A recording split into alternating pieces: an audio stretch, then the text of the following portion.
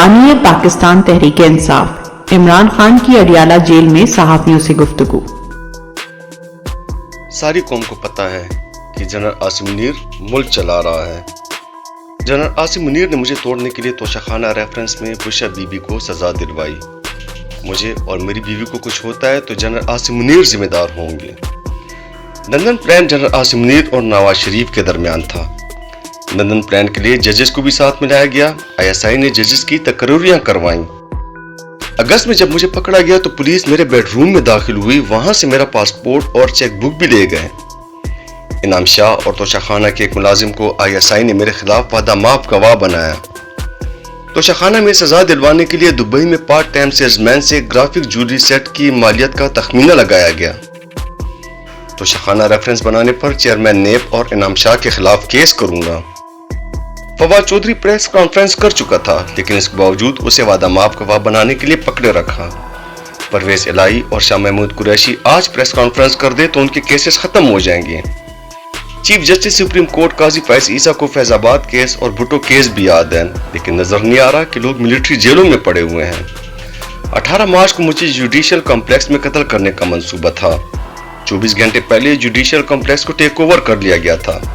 सादा कपड़ों में मलबूस बहुत से लोग जुडिशियल कॉम्प्लेक्स में मौजूद थे। क्यों जुडिशियल कॉम्प्लेक्स की CCTV फुटेज सामने नहीं लाई जा रही? जो मशरक़ी पाकिस्तान में हुआ वही आज हो रहा है। मशरक़ी पाकिस्तान में मुजीबुर रहमान का मैंडेट चोरी करके मुल्क तोड़ा गया। मुजीबुर रहमान की अक्सरियत से ही आया खान की ताकत खत्म हो जाती। महमूदुर रहमान कमीशन रिपोर्ट में लिखा है कि मुजीबुर रहमान इलेक्शन जीत गया था। मशरक़ी पाकिस्तान की तरह अब भी हमारा मैंडेट कम करके हमें कंट्रोल करने की कोशिश की जा रही है। इस वक्त बादशाह पीछे बैठा हुआ है और मोहसिन नकवी वायसराय बना हुआ है। शहबाज शरीफ फीते काटता फिर रहा है, उसके पास कोई ताकत नहीं है। मुल्क का माशी तौर पर बेड़ा गर्क होने लगा है।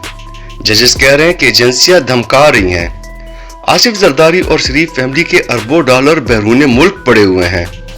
आसिफ जरदारी ने बयान दिया कि एक सियासी जमात फौज का इमेज खराब कर रही है। जब हम इक़्तिदार में थे तो फौज का इमेज आसमान पर था। फौज का इमेज उस दिन खराब हुआ जब ये चोरों के साथ बैठे। जरदारी और शरीफ खानदान की करप्शन का हमें ISI और जनरल बाजवा ने खुद भी बताया था। जरदारी और नवाज शरीफ ने तोशाखाना से गालियां ली, उनका केस क्यों नहीं सुना जा रहा? जनरल आसिम मुनीर की तकर्री से पहले आरिफ अलवी के जरिए पैगाम भेजा था कि हम तुम्हारे मुखालिफ नहीं हैं। मैंने आरिफ अलवी के जरिए जनरल आसिम मुनीर को टेलीफोन करवाया था कि मुझे उसके लंदन के प्लान के बारे में मालूम है। अली जैदी भी राब्ते में था, उसके जरिए भी पैगाम दिया था कि न्यूट्रल रहें और मुल्क को चलने दें। हमें कहा गया कि फिक्र ना करो, वो न्यूट्रल रहेंगे। मैं किसी की गुलामी कबूल नहीं करता, गुलामी से बेहतर मौत है। क्या आपको काजी फैज ईसा से इंसाफ की उम्मीद है? बानी PTI से सहाफी का सवाल। बानी PTI कुछ देर खामोश रहे और बोले, कौम सब कुछ देख रही है, मैं इस पर कोई राय नहीं देना चाहता। आज मुल्क बदल चुका है और लोगों में शऊर आ चुका है। हमें गद्दार बनाया गया, 9 महीने फंसाया गया, लेकिन कौम ने 8 फरवरी को बता दिया कि वो कहां खड़ी है।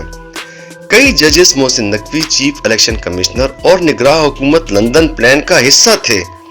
मैंने कभी फौज से लड़ाई नहीं की। जनरल बाजवा ने हमारी पीठ में छुरा घोंपा। मैं जनरल बाजवा को डीनोटिफाई कर सकता था, लेकिन नहीं किया। हमने उस सब के बावजूद भी जनरल बाजवा से मुलाकात के लिए कमेटी बनाई। सिर्फ सिपह सालार फौज नहीं, वो इलेक्शन लड़कर नहीं आया। जनरल याहिया ने भी अपनी ताकत के जरिए मुल्क को तबाह किया था। जनरल याहिया मुजीब से बात कर लेता तो सरेंडर ना करना पड़ता।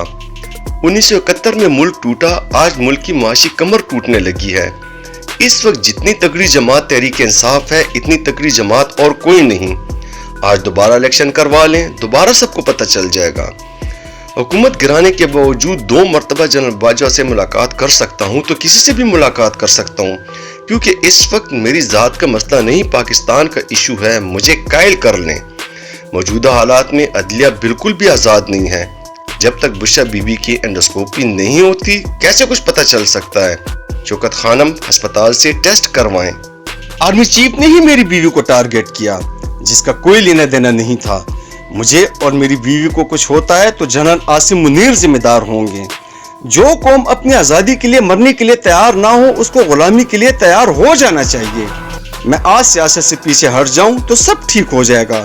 نون لیگ کا مزید جنازہ نکلے گا جب قوم پر مہنگائی کی جائے گی.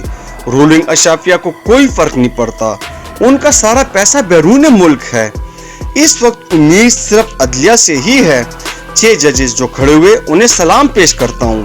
تمام ججز کو معلوم ہے کہ کیا ہو رہا ہے. ججز ملک کے مستقبل کو بچائیں, کیونکہ سرمایہ کاری صرف قانون کی بالادستی سے آ سکتی ہے. جس ملک میں ججز کو دھمکیاں مل رہی ہو وہاں کون سرمایہ کاری کرے گا؟ اس وقت قوم ججز کی طرف دیکھ رہی ہے.